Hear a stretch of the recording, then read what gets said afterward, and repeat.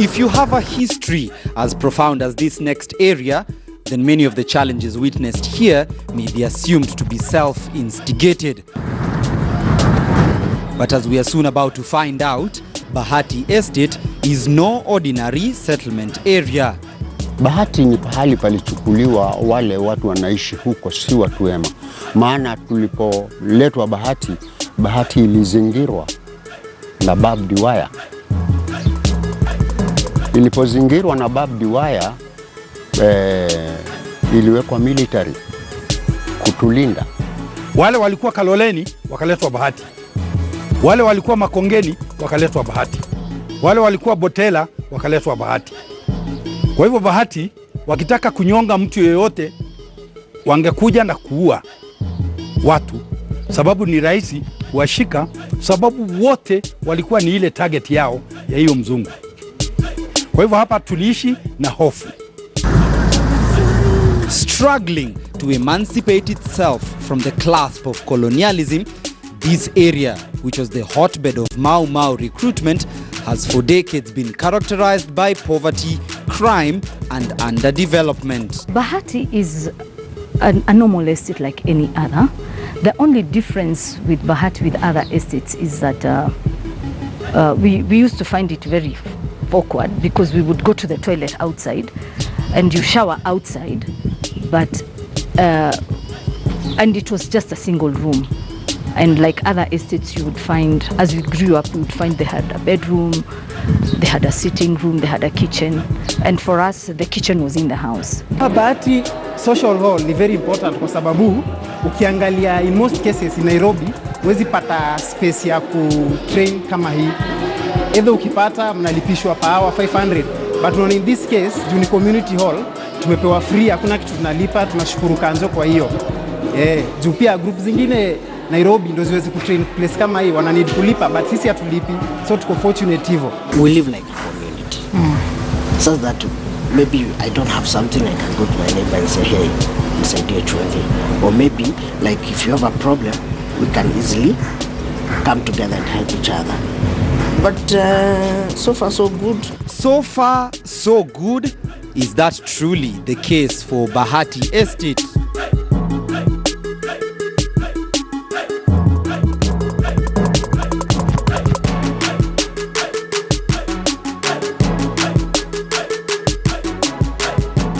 The year is 1949 and the Mau Mau rebellion is picking up.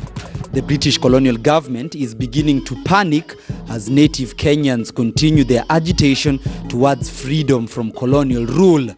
The white settlers come up with an idea: concentration camps.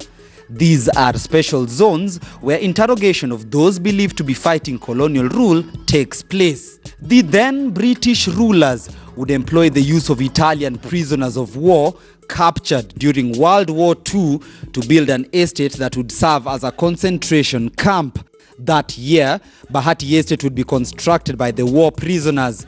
The estate would serve as a pre-detention area where interrogation, torture and rape was the order of the day. 89-year-old Michael Masharia was a teenager then, but still remembers those days like it was yesterday. Tulikuja Bahati, tulitolewa shauri moyo, maana serikali haikutaka kutuona tena. Tukichanganyika na makabila mengine, walisema tutawapasha ugonjwa wa Mau Mau, mambo ya viapo na ugaidi. Bahati Estate was exclusively meant for Africans, but the colonial government did something else.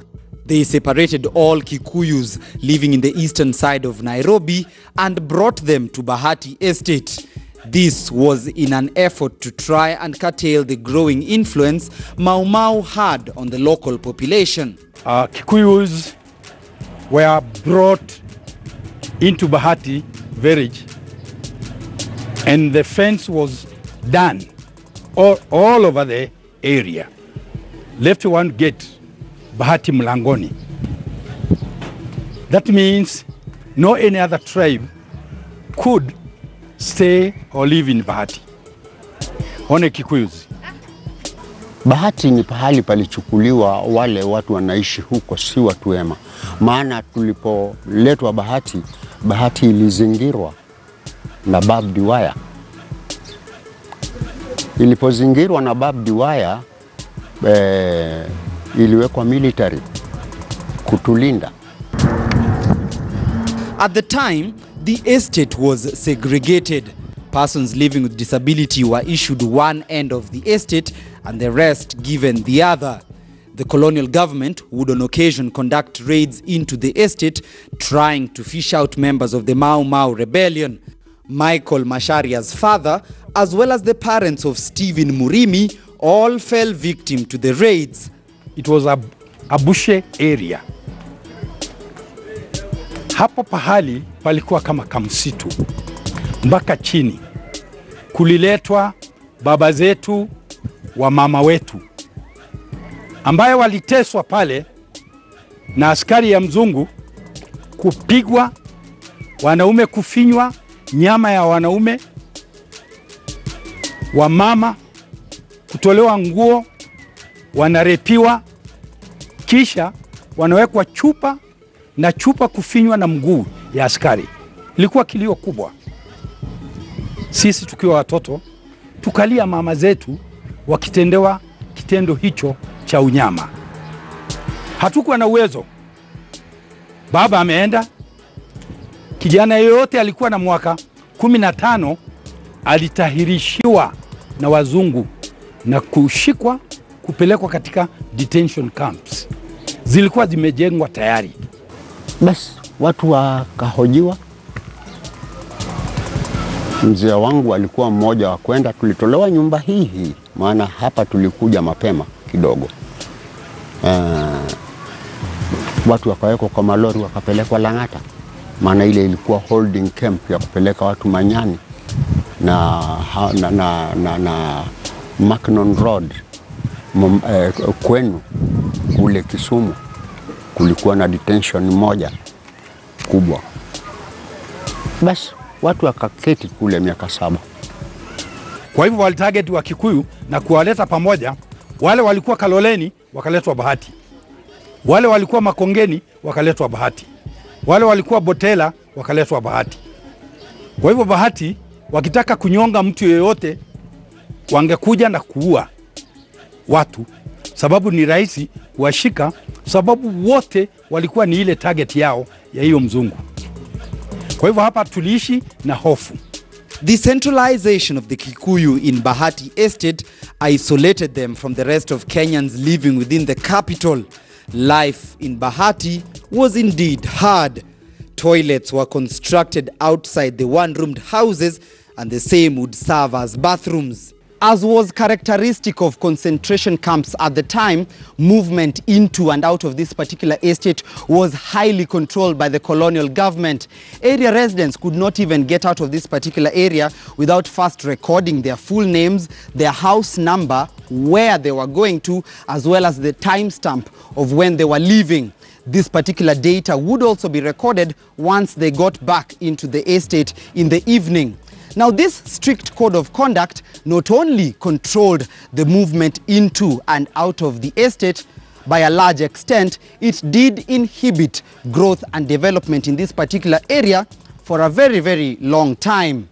Jioni kama mtu angepatikana after 6, hakuna kitu ingine, neither upigwe risasi au uende kabisa upelekwe katika detention camps, ambaye iliua watu wengi. Kama ndugu yangu mmoja alienda hakurudi. Even today hatujui alizikwa wapi. Maisha yalikuwa mazuri sana, lakini vita vilipoanza hayakuwa mazuri tena.